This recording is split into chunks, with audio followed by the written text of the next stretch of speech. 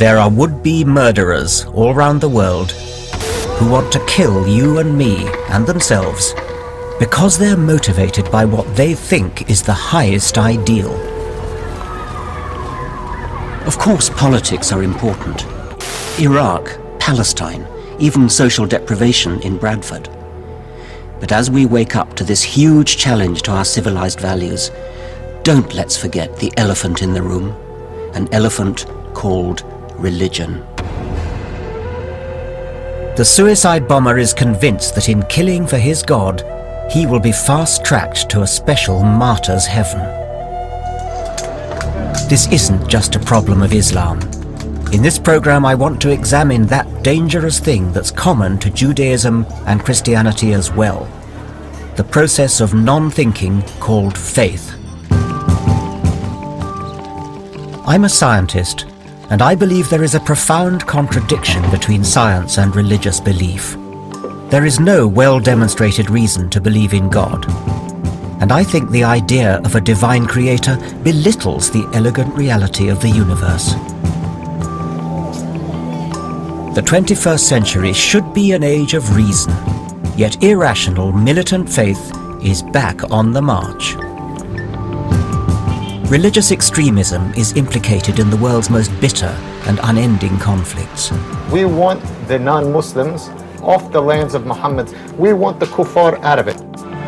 America too has its own fundamentalists. The issue for the next generation is going to be the Islamification of Europe.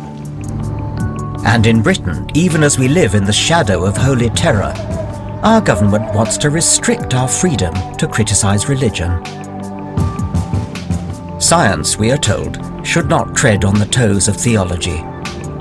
But why should scientists tiptoe respectfully away? The time has come for people of reason to say enough is enough. Religious faith discourages independent thought, it's divisive, and it's dangerous.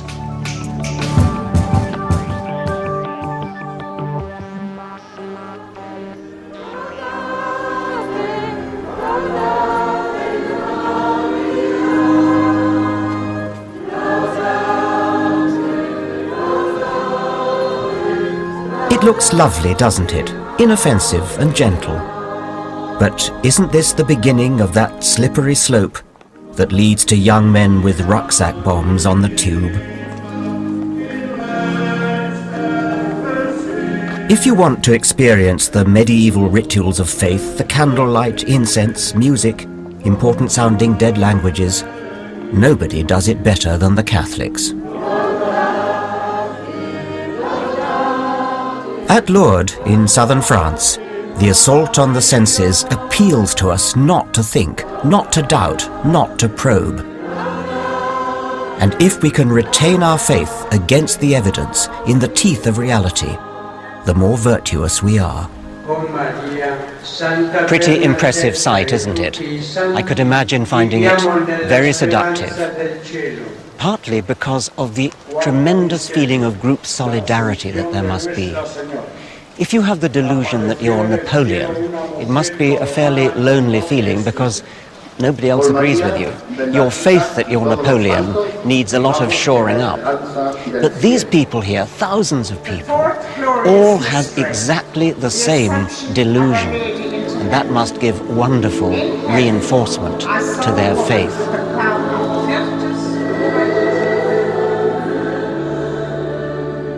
I used to think reason had won the war against superstition, but it's quite shaking to witness the faithful droves trooping through Lourdes. This is a benign herd, but it supports a backward belief system that I believe reason must challenge.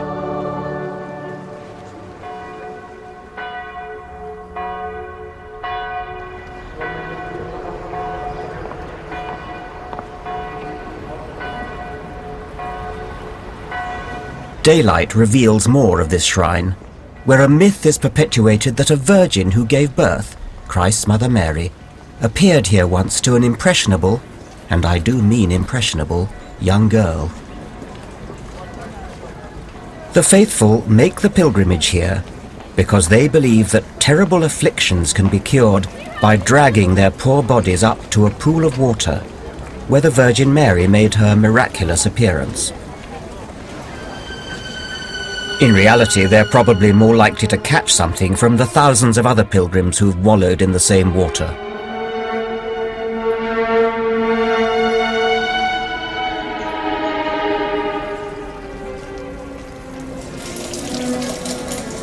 Is it something that Catholics feel they ought to do in their life, rather like Muslims going on the Hajj to Mecca? Well, yes, but you don't have to be a Catholic to do it, you see. No. I mean, any religion can, because I know Yes. quite a few people that are not Catholics at all, and they have been. Yeah. Yes. And what are you hoping to get out of it? Well, I've got a lot out of it. I've got faith, I've got trust, Yes. and a belief that there is a person up there Right. stronger than any medical person. Right, what about a cure then? It may seem tough to question these poor, desperate people's faith. But isn't bracing truth better than false hope? What is the evidence for any miracles? There are actually 66 declared miracles. There are about 2,000 unexplained cures here. But then we would say there are millions of people who have been healed in different ways. Healed in some sort of mental way? Healed in spiritual way, or people who have come to terms with their own particular situation. People who have rediscovered God in their lives again. People who have received a new grace here in Lourdes. So you tend to get about 80,000 per year who There are come about 80,000 sick pilgrims who come Yes. here every year. That's been going on for more than a century now, Yes. for a century and a half. Yes. So 80,000 per year, and of those, 66 have been cured. Correct. I'm just, you see the way I'm Yeah, thinking. yeah. So the hard fact is that over the years, with their millions of pilgrims, there have been 66 supposed miracles. Statistically, it adds up to no evidence at all. I can't help remarking that nobody has ever had a miraculous regrowing of a severed leg. The cures are always things that might have got better anyway.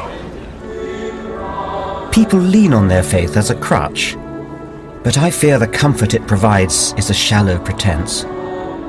And I want to look at how the suspension of disbelief inherent in faith can lead to far more dangerous ideas beyond.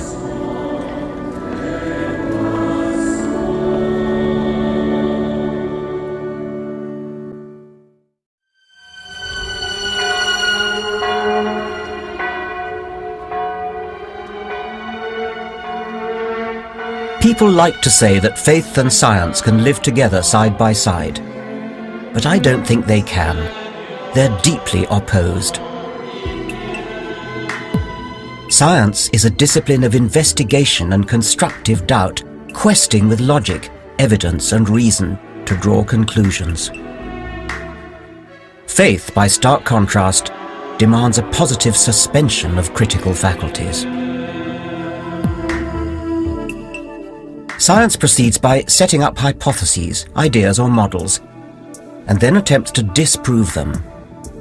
So a scientist is constantly asking questions, being skeptical.